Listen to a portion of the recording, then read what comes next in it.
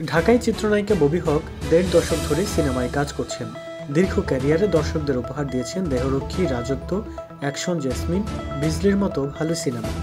অভিনেত্রী সিনেমা নিয়ে ব্যস্ত আছেন।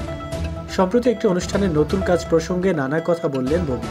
নায়িকা জানালেন, কয়েকদিন ধরে বেঈমান সিনেমার শুটিং শুরু করেছেন তিনি।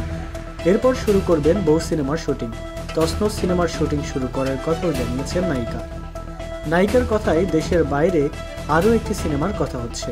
বলা চলে কাজের মধ্যেই আছি, অভিনয় নিয়েই থাকতে চাই। জীবনে পাওয়া নানা খারাপ অভিজ্ঞতা প্রসঙ্গে ববি হক বলেন, খারাপ অভিজ্ঞতা আমি বেশি মনে রাখি না, ভালো অভিজ্ঞতাগুলো সবার সঙ্গে শেয়ার করি। এটা এখনও ঘটছে, যেমন ঘরে বাবা মা ভাই বোনদের সঙ্গেও খুনসুটি হয়, আবার একটু মনোমালিন্য হয়ে যায়, যে বিষয়টি খুবই দুঃখজনক। এরকম হওয়াটা উচিত না আসলে।